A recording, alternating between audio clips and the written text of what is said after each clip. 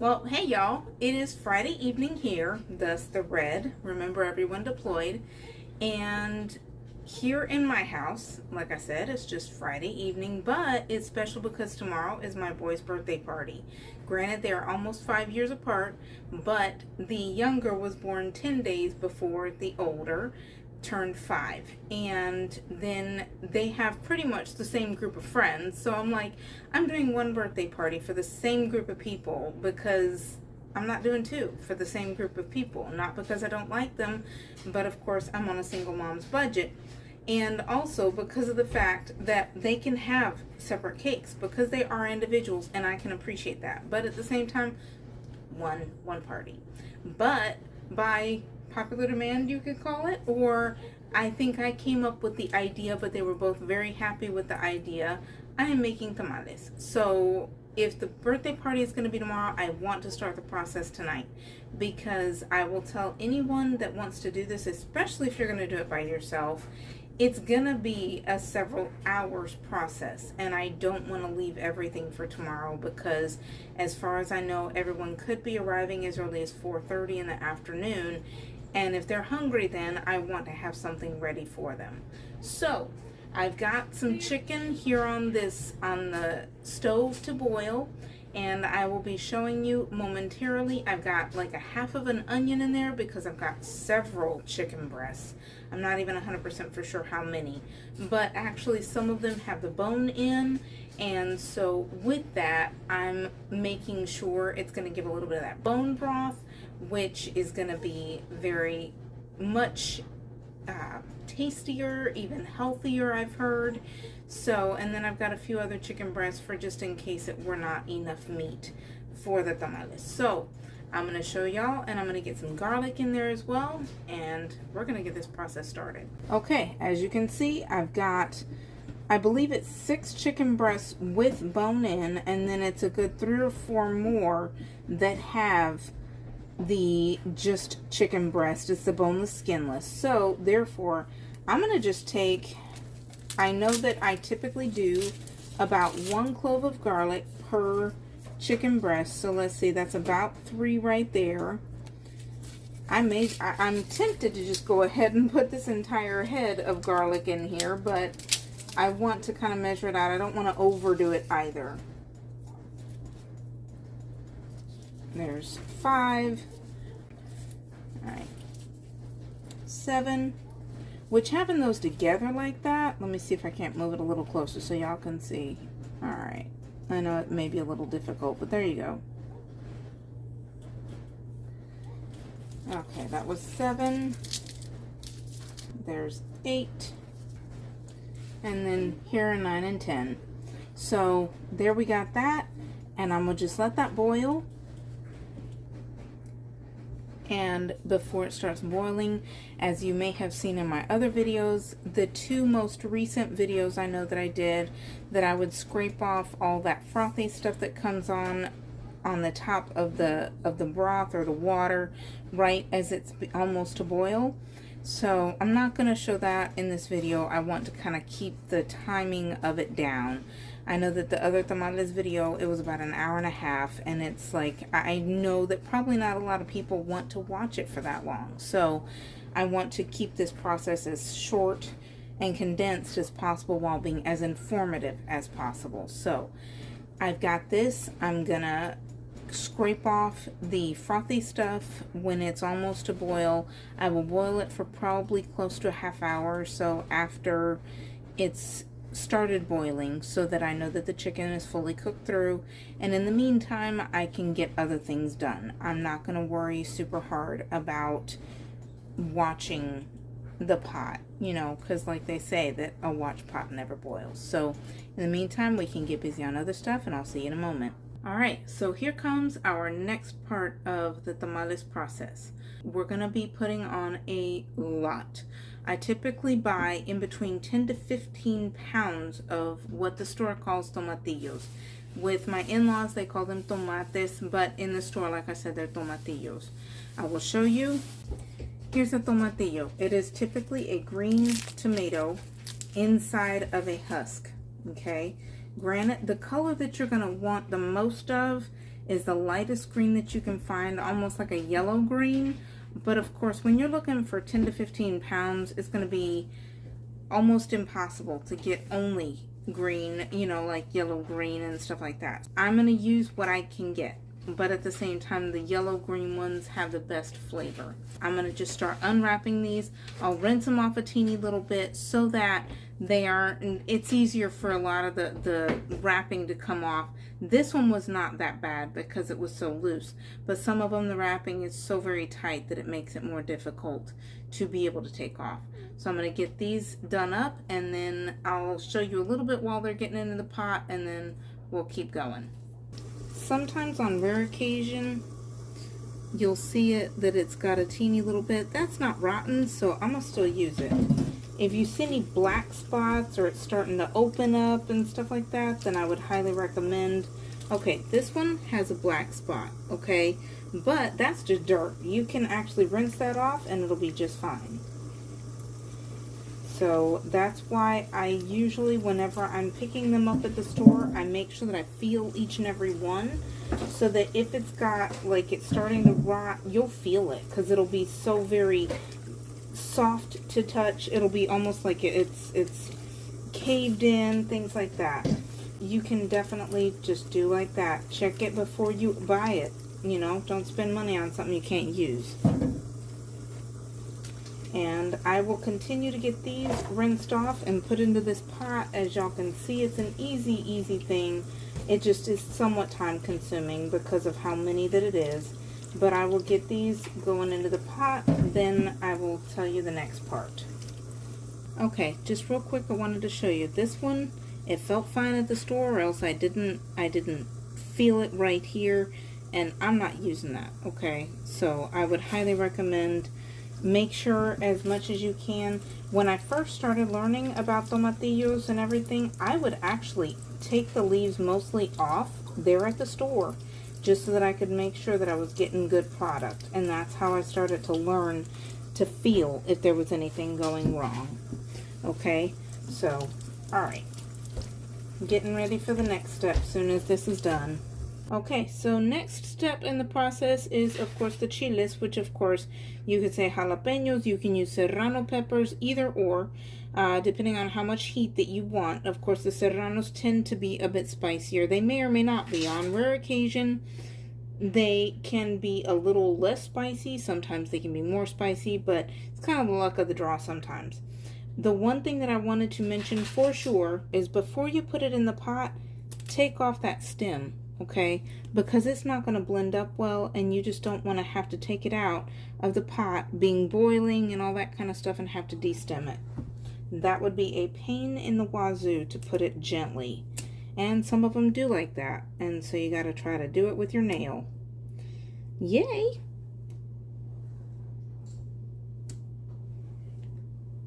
And I will also rinse these off. I just realized that I didn't rinse that one off, but I will rinse them off before I put them in the pot.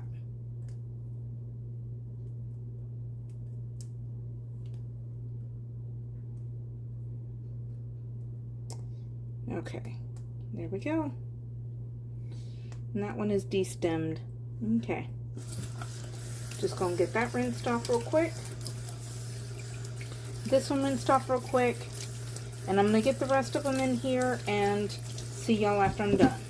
Okay, so now I've got all of my chiles and my tomates in the pot. I'm going to go ahead and get it on the stove, obviously with some water in it, and put it on to boil. Okay, so I now have these tomates and the chiles here on the stove.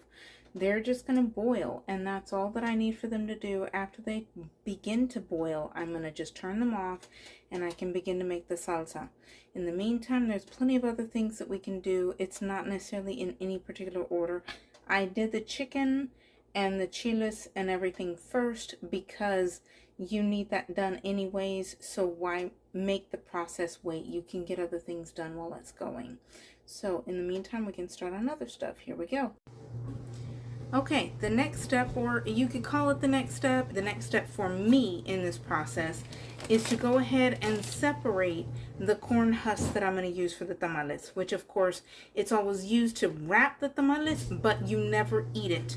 I know that I have heard of other Americans that they said that corn husk, it wasn't very good, and it's for a good reason, because it's not meant to be eaten.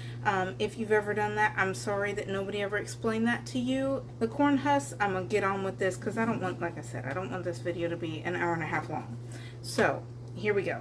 I'm just gonna separate these. A lot of times I like to put them straight into water, but since it's the night before, I will put them into water and put them on the stove to boil tomorrow. But I want to separate them tonight because I want to know how many I have.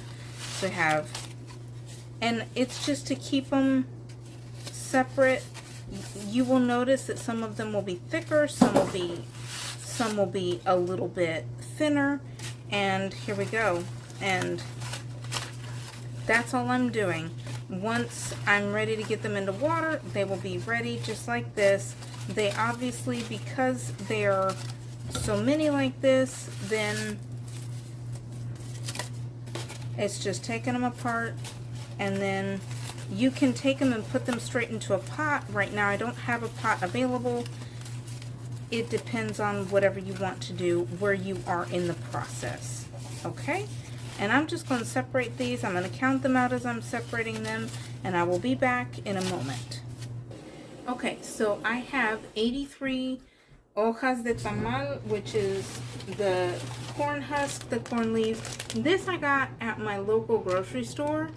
I typically prefer to do something from a Hispanic goods store. They will typically have probably double to triple what was in these bags. At least double it will have, and it's only for $5. And this I got for a little over $5. And so it's ridiculous, but time is money, and today I was already at that grocery store, so I went ahead and grabbed them. Tomorrow I will put these in, like I said, into water on the stove. I will get it probably to boiling. I just want it to be super hot water, and that will make these corn husks to become malleable. Right now, if I try to bend it much, it's gonna break. But tomorrow, after it's been in hot water, they will be extremely moldable. There's no problems, and that is the goal whenever you're getting that ready. So then the next step will probably be starting to make salsa. Okay, the next step in this process, or at least currently, is going to be to do the salsa. So I'm just going to take these tomates and the chiles. I'm only going to take about 1 or 2 of the chiles per time that I put the blender, which of course, obviously, all this is not going to fit into my blender. So it's just each time that I fill the blender, I'm going to put 1 or 2 chiles, and that's it. Here we go with the rest. Okay, next ingredient is salt. Obviously to taste. I'm adding what probably would be a little bit more because of the fact that it is the pink salt. Next is a little onion. Alright, I'm going to just take just a small slice of it. Not, let's see if I can get it where y'all can see it pretty easy. Not like that. I will definitely be taste testing the salsa after I get done. I'm going to be making several batches of this. So you may want to test, especially the first time that you make tamales, test the flavor each time that you do the salsa. Not necessarily because you want it to taste right every time, but you're getting an idea of what you're going to like. Because every single time that I have made tamales, the salsa has turned out differently. Of course, every time it still tastes delicious, but it always turns out differently. You can use the exact same number of ingredients, exact same weight and everything, and it will still turn out differently because the flavors of the actual tomates or the chiles or even of the garlic or the onion, it can be a little bit different. So I've got this here. I'm going to keep it a little bit, hopefully, so that y'all can see a little bit easier. Next ingredient is garlic. I'm not going to use an entire clove. That is way too much. I probably could and then just almost not use any garlic with the next one, but at the same time y'all might be able to see that's got, let's see if I can't, there we go, It's a little bit, got a little bit something on there, and I'm not sure what it is, so I'm gonna just take that off. Okay, a little bit of garlic. I think I'm actually gonna get that almost in half. Okay. The next part actually is gonna be cumin seed. You can obviously get this, I got this one particularly at Walmart, but at the same time, and you can, I'm sure, you can use ground cumin. I believe one time I ran out of cumin seed, so I went ahead and used ground cumin, but I personally prefer, because it's the way I learned it, and there is a slight flavor difference. Then you can take any round, especially glass bottle, or if you've got a glass cup that is round without a handle, obviously it can't be a coffee cup, but anything like that, you want to take that and just roll it over that cumin. It kind of breaks it apart a teeny bit. I know that you're already going to have it breaking apart because of going into the blender, but it actually helps it a little bit more even and allows them oils and everything to get out so that it can be more flavorful in the salsa itself. I'm going to take probably about half of this. I would say probably per batch or whatever, you're going to want approximately a half, maybe a whole tablespoon of the whole cumin. Okay, and then the last part is cilantro. Okay, if you don't like cilantro, I don't know exactly what to tell you. I really don't. I know that some people say that it has a soapy flavor to them. Obviously, it's a DNA type thing that different people, but that is it. You want to make sure you have 7 ingredients. 7 is the number of completion in the Bible, and so 7 is the number for the completion of the salsa. You've got the tomate, chile, salt, garlic, cebolla, which is the onion, the cilantro, and the cumin seed. And then we're going to blend that up, and that should be done. Okay, it is now blended up. As I said before, I'm going to make several of these batches. So I'm just going to add them into this container. And then once they're done, I'm going to check it out and see what I like, see what it might need still. Typically, it usually needs at least a little bit more salt. Every once in a great while, I don't need to change it at all, but at the same time, most of the time I do. So now I'm going to do the process all over several times until I've got this full, and I'll be back after that's done. Okay, so now I do have my salsa done. I'm going to see if I can't lift it up, hopefully without spilling any. It is full, extremely full. One thing I was going to mention too, before I did the last batch of it, I made sure that I checked what the flavors were all mixed together. And then whatever that I felt like might be missing, I added a little bit extra in that last blender full. And so I made sure that that was like that. It didn't make everything perfect. I still had to take some out and put it back in the blender and put some extra stuff with it. But at the same time, it made it a lot closer than it would have been.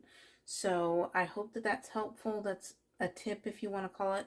The only difference in between what I just did for the non-spicy salsa and with that and the regular spicy salsa is that I just add more of the jalapeños. That is the only difference. So I'm going to do the spicy salsa in a moment, and then I'll be done with this step of it. Also, the other thing that I was going to mention too is even once you're done with the salsa, you're going to want to keep a little bit of the broth or the water, whatever you want to call it, that you cooked those vegetables in, because this salsa, even if you're doing it everything same day, which of course I'm doing mine tomorrow, this salsa is going to become thicker. And you're going to want something to thin it out. And of course, you don't want it to be watered down. So it's best to use the water that you already used to cook those vegetables in. And it will give more of that flavor so that the salsa doesn't end up watered down and it's just not the same. So hopefully that tip will help. Now I've got my salsas done. This is my spicy salsa. It's not quite to the brim. My non-spicy salsa is definitely to the brim. Alright, as y'all can see, it is now a different day because I'm wearing different clothing. I did want to get some of this done last night, but hallelujah anyhow. Right now, really quickly, I'm going to just put these hojas de tamal, which is the corn husks, into the water. This, I actually am using the water that I put the vegetables in last night. I see no reason to have to take that out and put new water in. It's water. So, just gonna do that.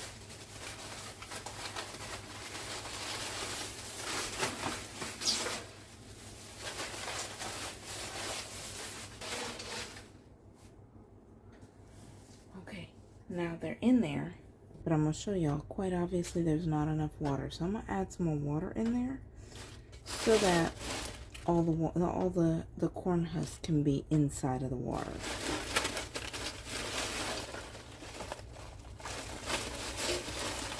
But first, I'm going to push down as much as I can the ones that are in there.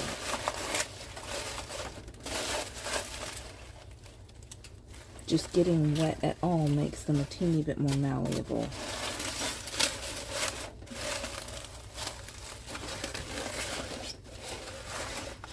Turning those around. Now the need for a lot more water is way down. And there we go. Actually, I think I won't even need any more. Let me see if I can't show y'all a little bit closer. If you can see, here we've got, there's already some water up in here. I'm sorry if the camera's moving a little bit because I've got this a little bit in my hands. But yeah, now you pretty much don't even need any extra water. This is just the water that I used last night. And these are already getting nice and easily, they're already able to fold and just everything like that. And that pretty much is all that I'm even looking for. But I'm still going to let it get really hot.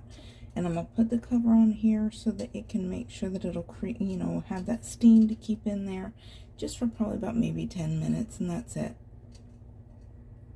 The next part is taking care of your aluminum foil.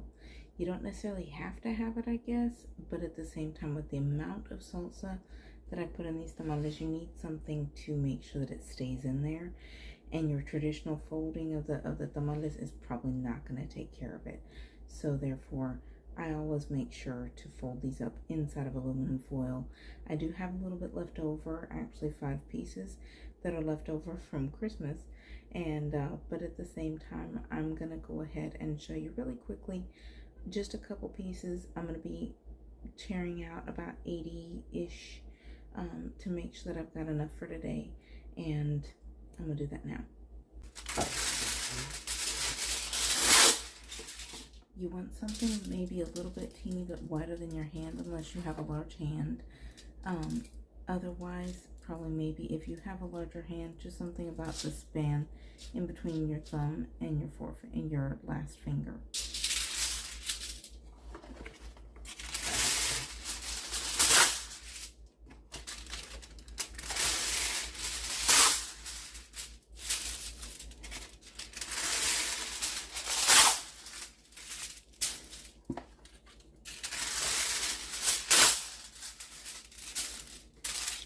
Now, this is 10 because I already had 5.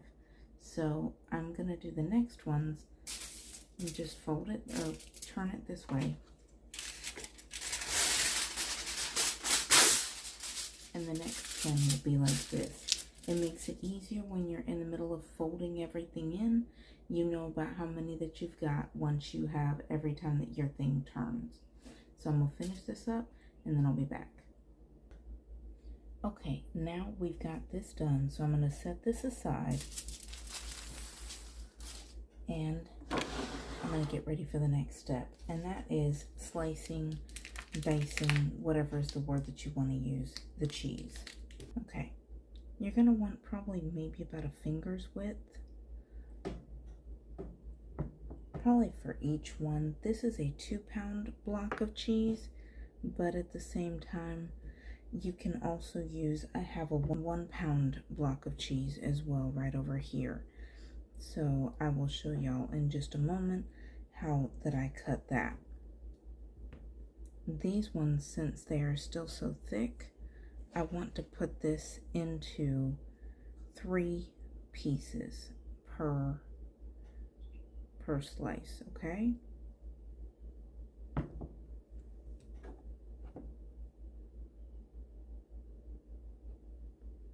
And you want them to be approximately even, although I already saw my OCD notice that they are not actually even right here, but you know what, so be it.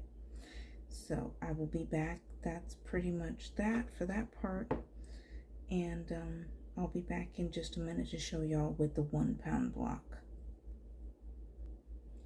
Okay, I know on plenty of occasions I've gotten only 1 pound blocks of cheese. Even sometimes I've gotten the 8-ounce blocks, depending on what was on sale. But of course, right now nothing was on sale, so therefore I got what was cheapest for my budget. So pretty much about the same. You're going to want the 1 finger's width.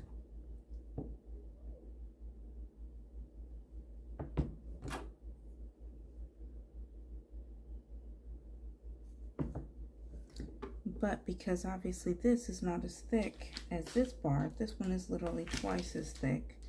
These I only cut into half.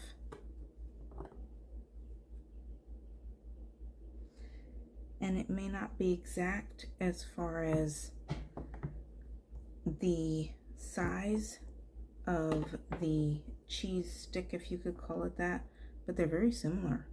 So that's how I do this, and I hope that that's helpful. This part of the tamales is not typical. Typically, Hispanics will leave out the cheese. It was actually my sister-in-law who thought to do putting in the cheese, and it just adds a creaminess, and on occasion it's really nice to have that whenever the salsa is super spicy, and then you don't got to deal with that as much because you've got the fat from the cheese coming through that helps to calm some of that heat. So it's not necessary, but it is definitely delicious. So if you're lactose intolerant, obviously you can always skip this step.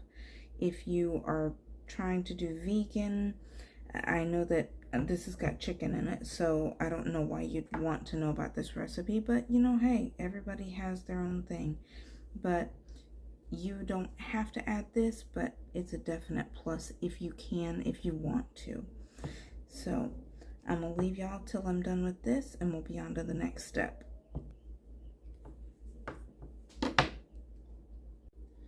Now, the next step for me, and probably one of the last steps before you need to get the tamales folded together, is the masa. I already shredded the chicken last night. If you need to know about how to shred chicken easily, you can always check out my videos for the ensalada de pollo or of the flautas, one or the other. They both have the shredding chicken. It's super easy, and if you don't already know about it, I learned from social media, so therefore you're welcome. Otherwise, I do already have the video for the masa on my channel, so you're welcome to look at that. The only difference in between then and today is that today I'm using maseca for tamal, and that's the only difference. The recipe itself is the exact same. So I will see y'all pretty much when it's ready to fold everything together. Okay, y'all are gonna have to pardon my mess back there. Making tamales is a very messy process, and also the back there, that stuff right there, that's actually preparation for the party. So y'all have to forgive my mess. But anyways, I am now ready to wrap these babies. I've got the salsa done. The chicken is obviously cooked and shredded. I've got the cheese diced, or whatever you want to call it, put into bars or strips. The masa is done. I've got the leaves all ready. They're wet. They're ready to go. And I've got my aluminum foil ready. So let's get this going. Okay. First, you don't need a huge corn husk. You really don't. I can actually take some of this off and save this for later. And I will show you how to piece a couple of them together, okay? These, there you go. You got plenty of room on both sides, okay? And I'm gonna try to move this, make sure that everything is visible. All right, I'm gonna take just a little bit of this masa over here, okay? This is probably gonna be too much. I'm gonna just kind of, if you remember from my video for the masa, you want it to be where it's not gonna stick to your hands, you see? It's oily enough, it's not sticking to my hands, I don't need it. And it's just, it will smooth out on its own, okay? And then the other thing that I was gonna mention is that while if your masa is good, that's awesome. But like I said in my other tamales video, you don't want the masa to be so thick that you can't enjoy what's inside. As you saw, I took some out, put it back in the bowl. I don't need that masa, okay? That way it can stay where it is thin enough you can enjoy what's inside, but at the same time you're gonna have a good amount of masa. Let me bring this closer to the camera so that you can see. It's not super thick, it's very thin actually, but you cover most all of what you've got there. Next up, you're gonna grab a little piece of cheese. Now, a little bit of chicken. And this is because I have come to find out that through much trial and error, much error which ended up being my trial, that it's easier to take the chicken and do it a little bit like this. I know you can't see it off right now because my hand's probably in the way, but it's a lot easier to put the chicken on top of there, okay? And then let me see if I can't bring it closer to the camera again. See, you've got the chicken all around that cheese. The reason that I do that, I've come to find out that it makes it where it's much easier. I like a lot of salsa. Now granted, a lot of people that I have tried their tamales, they almost have like, it's almost as if they took one of those butter brushes and kind of did it on the inside, and it'll have a good flavor, but it's just not enough for me. So I'm gonna take an entire spoonful, dump it over this baby. There you go. But having that chicken there and everything, that actually helps it so that it's not going to spread so fast because it's going through the cracks and crevices. Now I'm going to kind of fold it up, not super bad, not super tight, because you don't need that to be going all over everywhere. Now I'm going to take it, fold it over each other.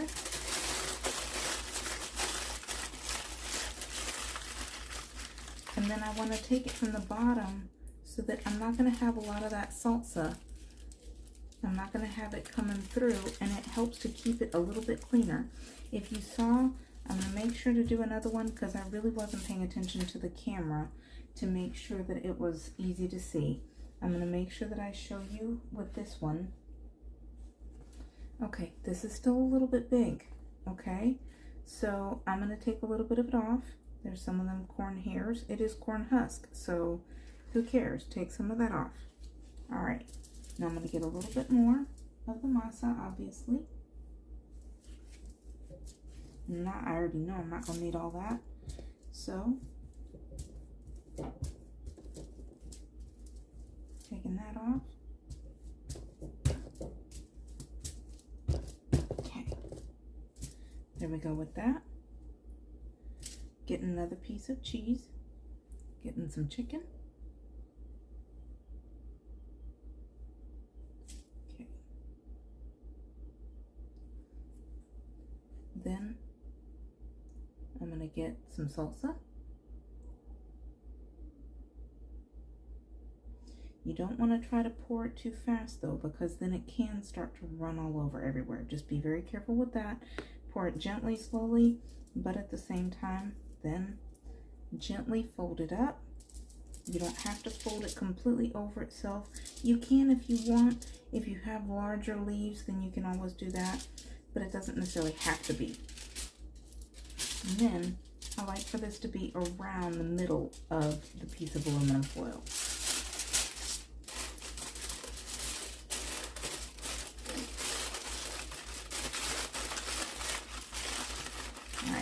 Now, like I said, I'm going to take it, bend it up, but then I'm going to start to bend this right here. That way, all that salsa from the top is falling back into the tamal, and yet you're still closing it off in the bottom, and you're avoiding having any of that salsa running out. Now, granted, sometimes it still happens. Absolutely. It still happens to me. And I've been making tamales for, let's see, 13, 14 years. So but I usually only have that happen about 5-6 times.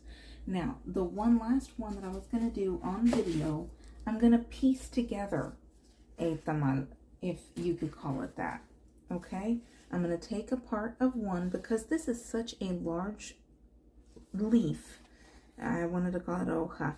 But anyways, it's such a large leaf. You obviously don't need all of that for just one tamal. You can use it, obviously, but you don't necessarily need to. So I'm going to leave that. It's still a teeny bit large for a tamal. And then I'm going to have 2 pieces and put them together. Okay? Here we go. 1, 2. Easy. I'm going to put my masa down there just like normal.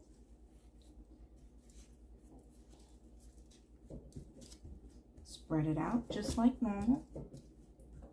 Now granted, this will take some practice. I'm not going to lie to you. It's not the easiest thing in the world when you're first doing it. So, but at the same time, don't be scared. Don't be scared. There's nothing to be scared of. If it rips open, oops, it's a learning experience. There is nothing that you need to be freaked out about. Okay, there we go with that. Same deal. Cheese, chicken. I don't want all that chicken.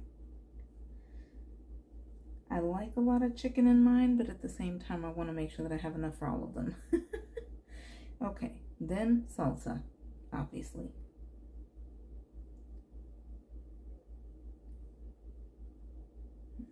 Okay. All right, I'm just trying to keep that. You obviously do not want to pull too hard on the side because it's not all together. If you pull it too hard, it's going to come apart. Okay, gently kind of fold it together, but you don't want to be pulling on the sides. Then take your aluminum foil around it, and this, like this, will keep it together.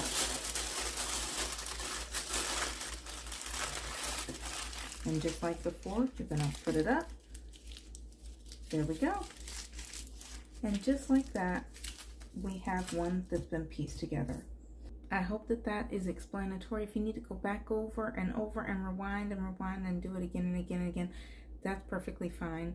But I don't want to bore anybody else that wants to just get on with it. So I'm going to wrap the rest of these, get them in the pot, and I will show y'all really quickly while I'm getting them in the pot. But at the same time, the rest of the video is going to be very short from here on out. Small blessing, I guess, hopefully for some of y'all. So anyways, and I will see y'all once these are pretty much wrapped. Okay, so now I have approximately, let's see, about not quite 25 tamales that I have gotten together. Long story, I had some noise going on in the house. I figured it could wait. It's not a big deal. So I'm getting ready to put what I have put together. I'm going to put it into the pot, show you how that I put it in there so that hopefully it can make more room, if that makes sense. I used to lay them down flat in the pot, and I come to find out that there's a way to make things fit better. So here we go. Okay, you always want to do one side and then the other side. You don't want to start to pile them on one side only, because I've come to find out, now granted, this vaporera, which that's what it's called, it's a steam pot, it used to have like a plate that would sit right in here and of course make it into a steamer, but I don't know what happened with it. When I left the apartment that I used to live in with the ex, he said, do you want the vaporera? And I was like, yeah, because he didn't know how to make tamales. So I said, yeah, I will absolutely take it. So I went ahead and took it. And after, like I said, afterwards, once I got into my house where I am now, I got this plate off of Amazon. So as you can see, I'm keeping it pretty much, trying to keep it as even in between the sides so that it's not trying to keel over off to one side.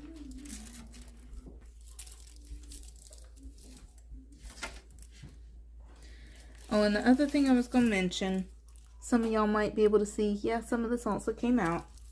Don't even feel bad if it happens, because it does. Like I said earlier, I've already been doing these for a good 10 to 15 years.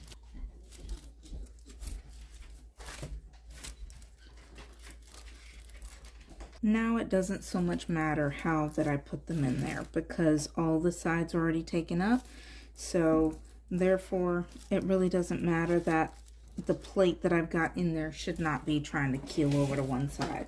So there I've got all the ones that I've got done for right now, and I will come back and show y'all real quick once everything is in there. Okay, so this pot is right full. This is right where it's supposed to meet the lid. I have lots of them. There's the spicy salsa. It's got the C on it, which stands for chile. So, which of course means spicy, but it is full. It's ready to go on the stove. Okay, as y'all can see, I now have this pot on the stove. I have put it on high. Now, granted, I probably will only leave it on high till it starts to boil. Then I can turn it down to whatever temperature. I do currently, like in my other tamales video, I have on both burners at the current moment. But I think that once it starts to boil, I'm going to only have on the front burner. I just want to get it to heat up very quickly because it's already 2:37. Usually, they take in between an hour and a half to 2 hours. With the amount of oil that I have in the masa, it will be fine to be for 2 hours. And I also have enough water in there to be able to have it in there for 2 hours. If you have a smaller pot and less space for water, you want to definitely check it every half hour. So make sure that you have enough, because I have had the water run out when I had different pots before. And then you don't even really know until all of a sudden you smell something burning. The saving grace was that it was inside that aluminum foil, so the burn taste did not get into the tamales. So, but at the same time, it's still a pain in the butt to have to take all of them out, scrub out the pot, put new water in there, and just all the time, the effort, the frustration, everything like that. So definitely keep water in it if you've got a smaller pot. Otherwise, this will be done in for sure 2 hours. And all you got to do is take it out of the aluminum foil, open up the corn husk, and let it drop out onto a plate. And there it is. It's served. And yum. So I don't really think that I need to record that. And probably by the time that everything will be ready, there's going to be a lot of people at my house. So I don't want y'all to have to deal with the noise. And I am done with this video. I hope that y'all have enjoyed it. I hope it's been informative. If you like my videos, feel free to click the like. Feel free to subscribe. I hope that I can be of extra help in the future. And otherwise, definitely have a delicious day.